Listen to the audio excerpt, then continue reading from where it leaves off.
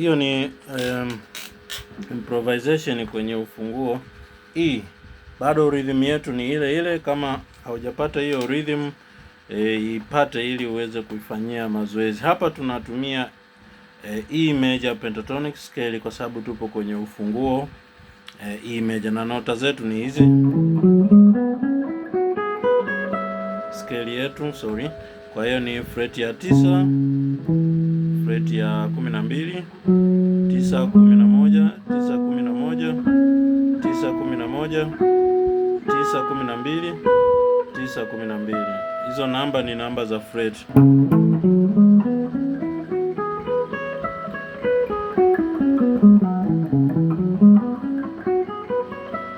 Tulijifunza kwamba relative minor na relative major kwenye tutorial zilizopita.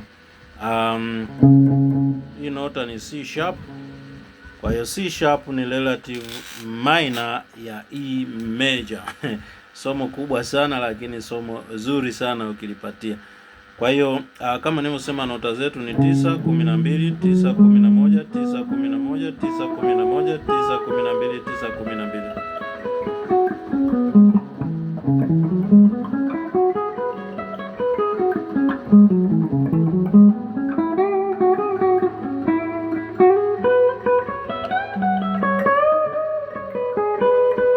Anyway, kama hujui, hicho ni kitu unatakiwa kujifunza na kuelewa. Kwa hiyo ukipiga na rhythm unakuwa huru kufanya chochote.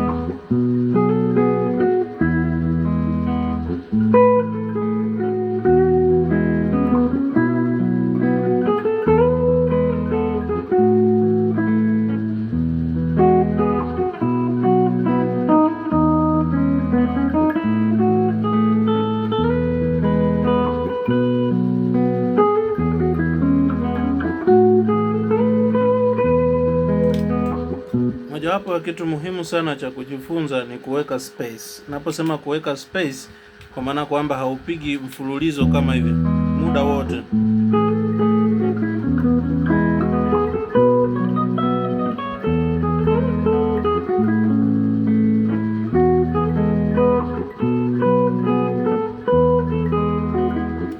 Hapana, unaweza kupiga vinginevyo utakuwa kama unapiga scale. Ili uwe muziki unatakiwa uwe unapumzika, na kupumzika kwenyewe unaacha space namna hii. Kwa mfano,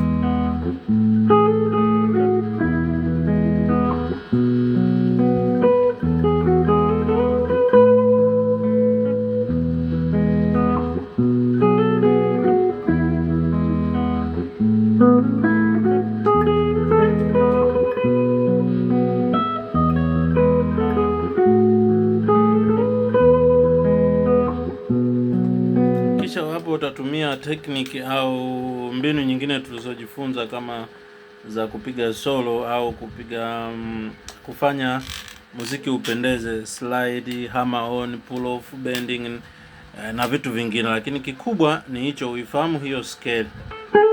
Na unapopiga hauendi up and down, yani sio kama hivyo.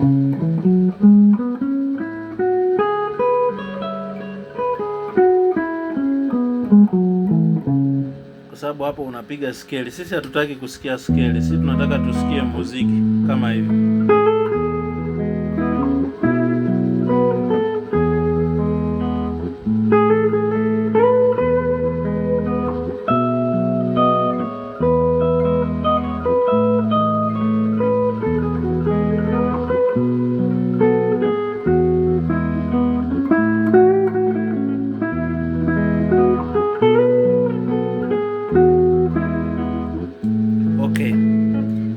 Unapopiga unaweza kupiga kuanzia popote ukaishia popote, lakini ili muziki uwe mzuri lazima uhakikishe unajua nota zako ni zipi na ipi ni nota nzuri ya kulend au kukufikia.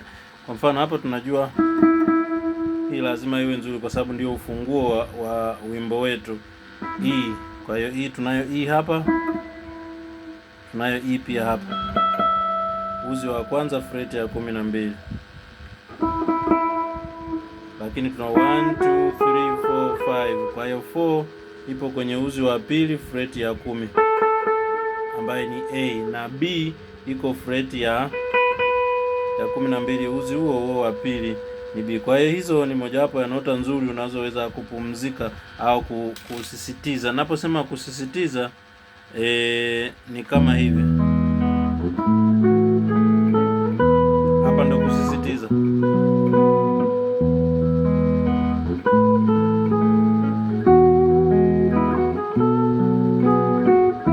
Na sound vizuri hii.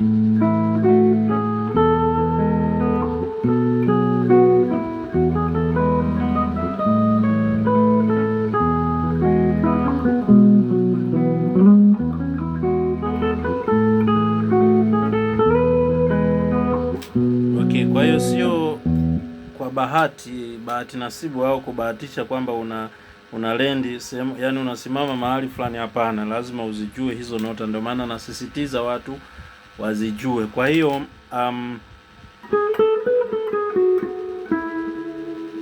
unaona, kwa hiyo ukipiga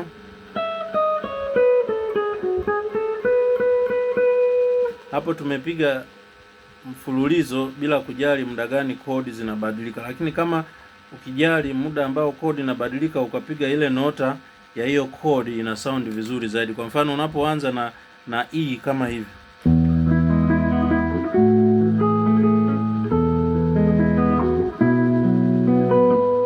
hiyo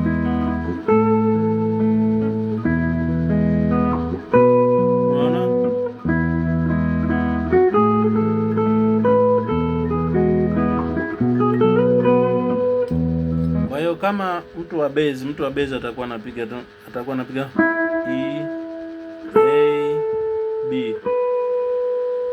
Na ukipiga hivyo tu, mtu nayepiga solo itakuwa haipendezi. Wenzetu wanasema boring, kwa sababu unasikia tu root note za hiyo kodi, lakini hausikii muziki katikati. Kwa hiyo tunachofanya, ukiwa na rhythm ambayo ina muda, kwa maana ya kodi inakaa muda kama hivi,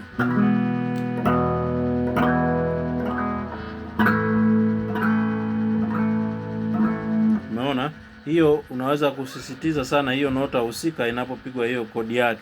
Lakini kama hii rhythm yetu tulionayo kidogo inaenda, haina muda sana, unaweza kwenda tu moja kwa moja, lakini ukazingatia zile nota za mizizi.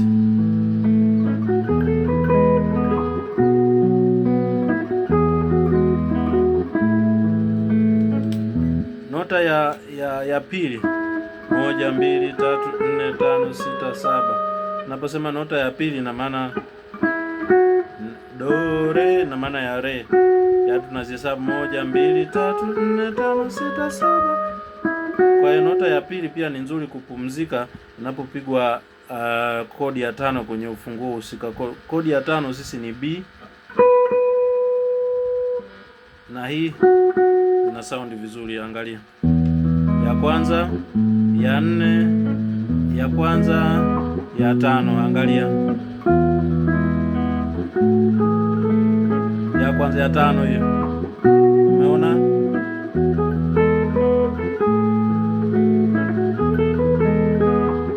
Ya 5 hiyo.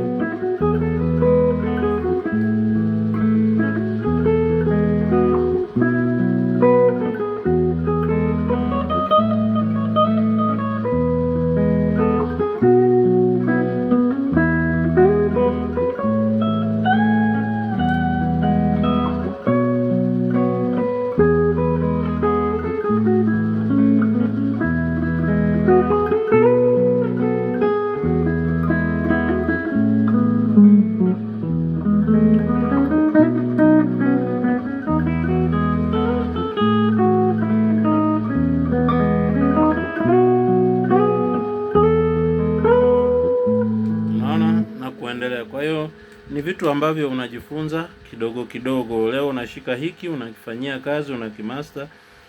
Kesho kutwa unashika kingine, unakimaster. Hivi vitu hauwezi kujifunza mara moja na vyote vikakukaa kichwani ukaweza kuvifanyia kazi. Kwa hiyo cha msingi ni mazoezi. Kwa hiyo tuendelee kujifunza. Subscribe kama bado. Kama una maswali uliza. Namba yangu itakuwa kwenye sehemu ya description kwa mtu anayetaka kujifunza. Karibu sana. Asante sana.